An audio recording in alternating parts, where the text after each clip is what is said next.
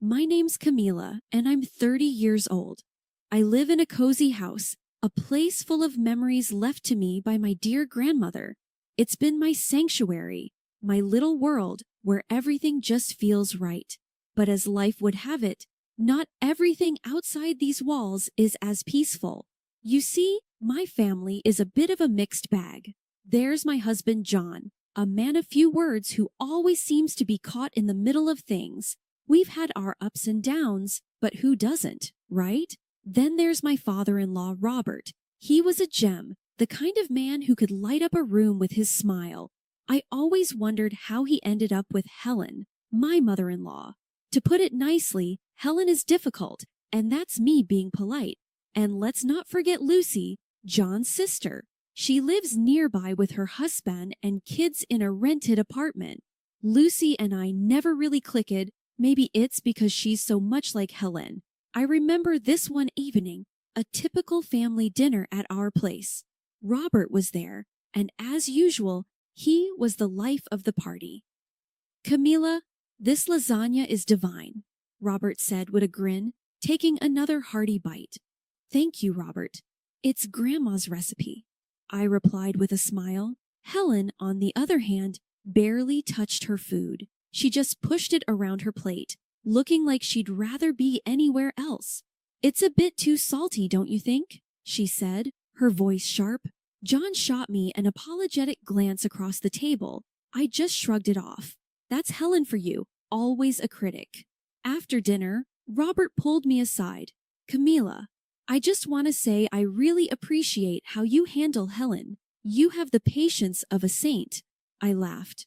Well, I try, Robert, but it's not easy. He patted my shoulder. You're doing great, dear. Just hang in there. If only I knew then how much more hanging in there I'd have to do. That's the thing about life in our little family. You never know what's coming next, especially with Helen and Lucy in the mix. But back then, it was just the usual. A little bit of discomfort, a lot of biting my tongue, and trying to keep the peace. Little did I know, the storm was just around the corner. Life has a way of throwing curveballs when you least expect it, and one of those came crashing into our lives one cold, dreary morning. Robert, the one person who brought some light into our often tense family gatherings, passed away. It was sudden, a heart attack, they said.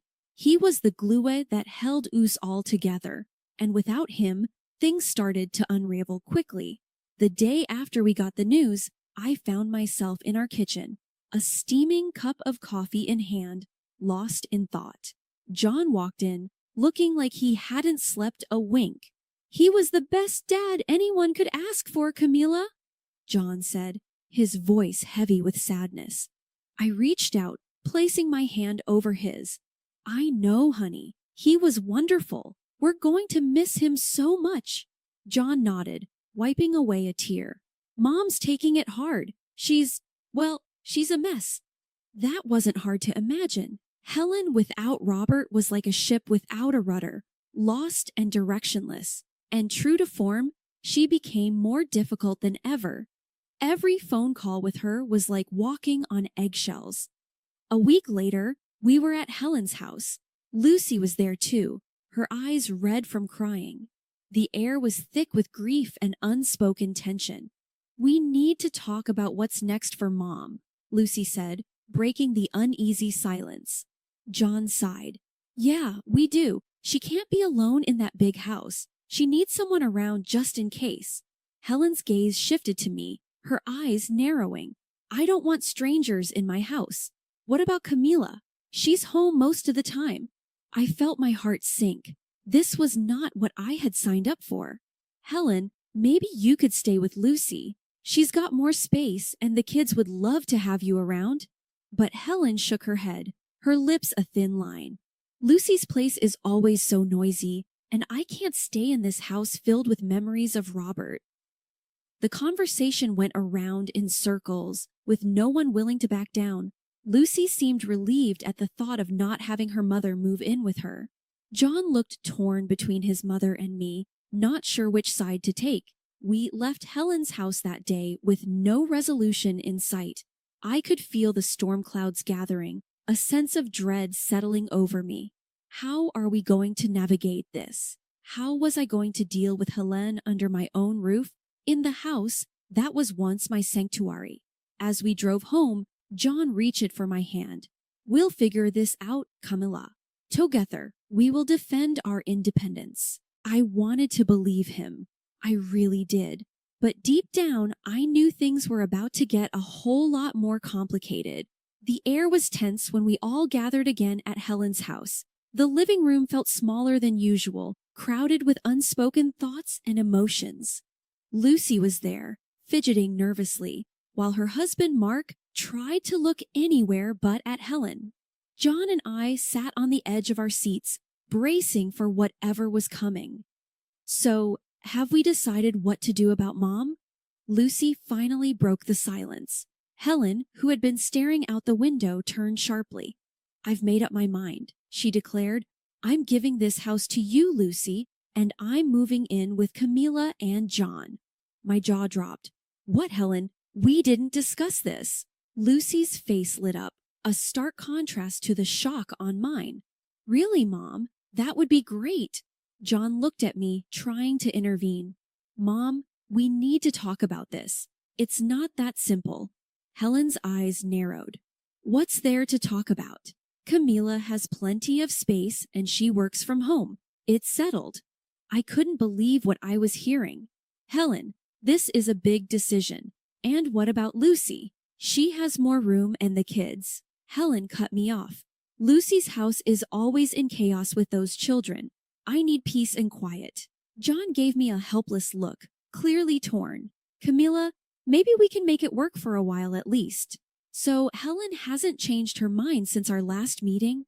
I felt my frustration mounting. John, we can't just rearrange our lives because Helen decides. So what about our privacy? Our life? Lucy chimed in, her voice a little too eager and triumphant. Camilla, think about it. Mom needs us now. You wouldn't want her to be alone, would you? I felt like I was being cornered. My own home slipping away from me. It's not about that, Lucy. It's about making a decision that affects all of us. We need to think this through. But it was clear that Helen had made up her mind, and Lucy was all too happy to support her decision. John turned out to be too soft, not independent, to make a decision in our favor. As we left Helen's house that day, the weight of the situation settled heavily on my shoulders. I was about to lose the one place where I had always felt safe and at peace, my sanctuary. And there was nothing I could do about it. The days following that dreaded meeting were some of the longest in my life. I tried to argue with John, to make him see reason, but it was like talking to a brick wall. Camilla, she's my mother. What do you want me to do? Turn her away? It wasn't that I wanted to turn Helen away. I just wanted a say in what happened in my own home. But it seemed like my say didn't count for much. Before I knew it, the day came when Helen moved in. She arrived with more luggage than I thought possible for one person. My once serene living room was now cluttered with her things. I hope you don't mind, Camilla. I need all my things around me, Helen said, directing the movers here and there. I forced a smile, hiding my frustration. Of course, Helen, make yourself at home. As the days turned into weeks, my patience wore thin. Helen had a way of making her presence felt in every corner of the house. She criticized my cooking, my cleaning, even the way I arranged the living room furniture. One evening, as I was trying to make dinner, Helen came into the kitchen. You're cutting the carrots all wrong. Here, let me show you how it's done. I bit my tongue, handing her the knife. Sure, Helen, show me. John walked in just then, and I could see he was trying to gauge the situation. Everything okay here? Just teaching Camilla a thing or two about cooking, Helen said, a hint of smugness in her voice. I kept quiet, focusing on the onions I was chopping. John lingered for a moment, an awkward spectator, before mumbling something about checking the mail and leaving the kitchen. It wasn't just the constant criticism that got to me. It was the way Helen managed to turn John against me. Every time I tried to talk to him about how I felt, he accused me of being insensitive. Camilla, she's going through a tough time. Can't you just cut her some slack? John would say. I felt like I was losing not just my home, but my husband too.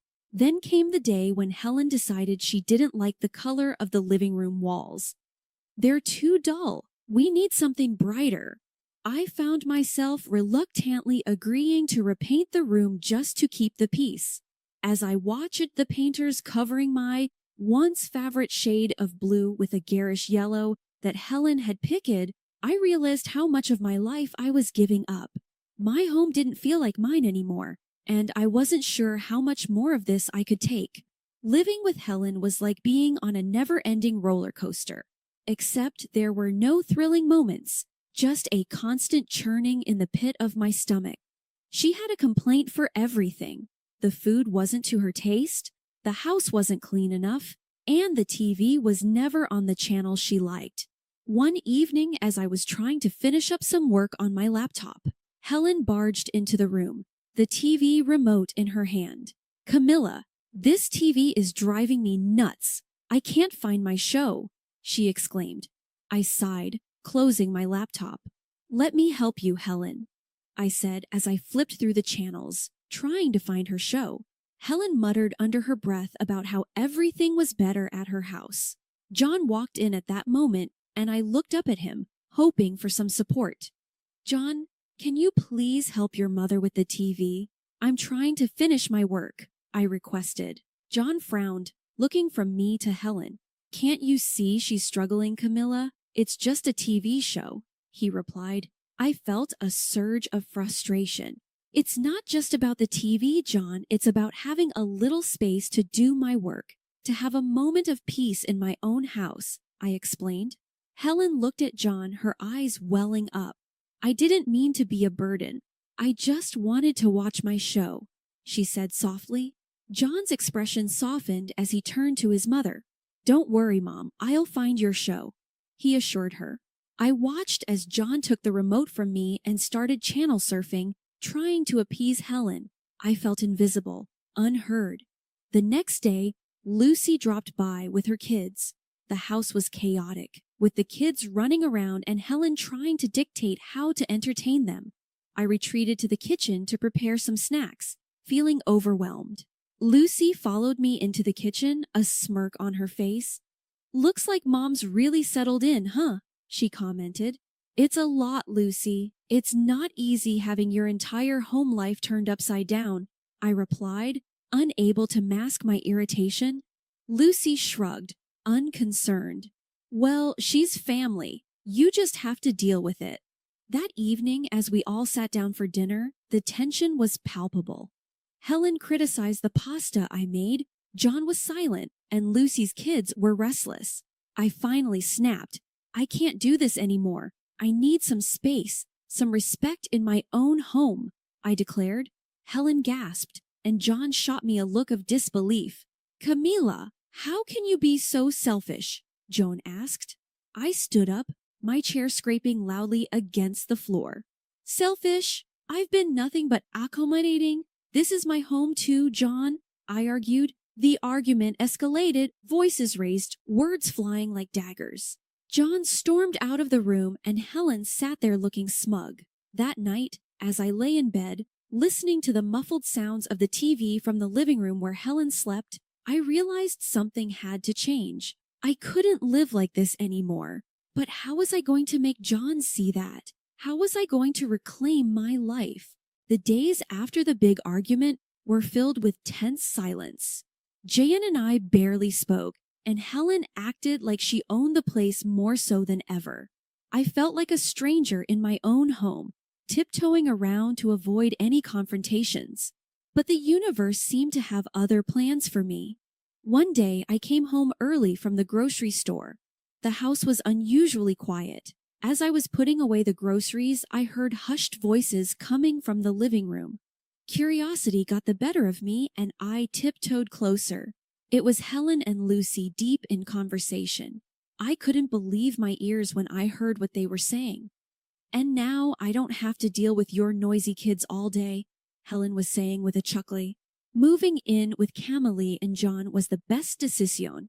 Camille does everything around the house, and I have all the peace I want, Lucy added gleefully. My hands were shaking, and I felt a surge of anger like never before. They had been playing us all along. This wasn't about family or taking care of each other. It was a cold, calculated move. I stormed into the living room, my voice shaking with anger. I heard everything. How could you, Helen, and you, Lucy? I confronted them. Helen looked up, startled. Then her expression turned defiant. What? What are you talking about, Camilla? We were just chatting. She tried to brush it off. Lucy attempted to play innocent too. Yeah, Camilla, you must have misunderstood. But I was done being the understanding, accommodating daughter-in-law. No, I heard you both. You've been using us, manipulating the situation for your benefit, I accused. Helen's face hardened. You have no right to speak to me like that. I am your elder and you should respect me, she retorted. John walked in at that moment, confused. What's going on here? He asked. I turned to him, my eyes welling up with tears of frustration. John, they've been using us. Your mother and sister planned all this just so they could get what they wanted, I revealed. John looked from me to Helen and Lucy, his expression one of disbelief. Is this true, Mom? He asked Helen. Helen started to cry, playing the victim. She's lying, John. I would never do such a thing, she insisted. John seemed torn, unsure of whom to believe. I could see the doubt in his eyes, and it broke my heart. He still didn't trust me, even after everything. That night, as I lay in bed, staring at the ceiling, I knew things couldn't go on like this. I had to take a stand for my own sanity. The next day, I was going to have a serious talk with John. It was time to put an end to the charade, one way or another. That morning, I knew it was time for a frank conversation with John. The house was quiet, the tension from the previous night still lingering in the air. I waited in the kitchen, my thoughts racing, until John finally walked in, his face a mask of worry. John, we need to talk about everything that's happening, I said, trying to keep my voice steady. He poured himself a coffee and sat down, looking exhausted. Camilla, I just don't know what to think anymore, John replied. Think about us, John. Your mother and sister are tearing us apart, I urged, before we could delve deeper. Helen walked in, her timing too perfect. John, are you going to let her speak about your family like that? Helen interjected. The conversation quickly heated up. I tried to explain, to make him see the truth, but Helen's presence was like a fuse igniting John's temper. You're being unreasonable, Camilla. How can you be so heartless towards my mother? John's voice rose with each word. Frustrated and desperate, I shot back. Heartless? I'm trying to save our home, our marriage. In the heat of the moment, Helen clutched her chest dramatically, gasping. My heart, how can you do this to me? John spun around, his anger flaring. Look what you're doing to her, Camilla! And then, in a flash of fury, John's hand struck my face. The shock of it silenced the room. Helen stood there, a triumphant grin barely hidden. I touched my lip, feeling the sting of the slap and the flowing blood, and the reality of what just happened hit me. My husband had chosen his manipulative mother over me. Our marriage, without a word, I picked up the phone and called the police. As I waited for them, I began to pack Helen's and John's belongings methodically, my movements fueled by a mix of hurt and determination.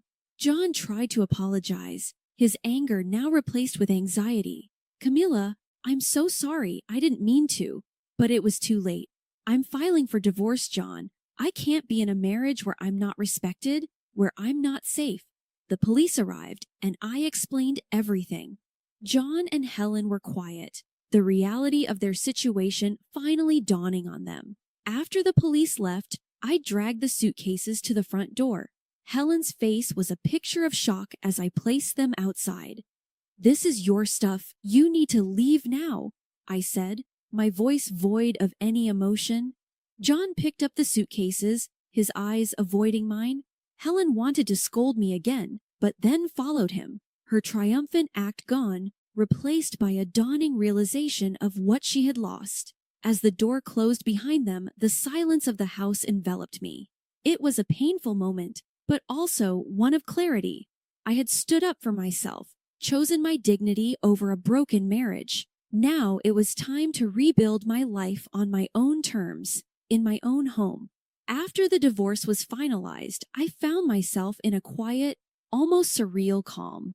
My house, once a battleground of tension and conflict, was now solely mine again.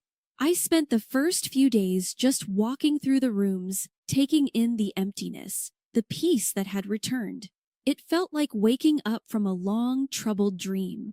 I started by returning the house to its former appearance, undoing the changes Helen had imposed. Each shift, each movement felt like a step towards reclaiming my life.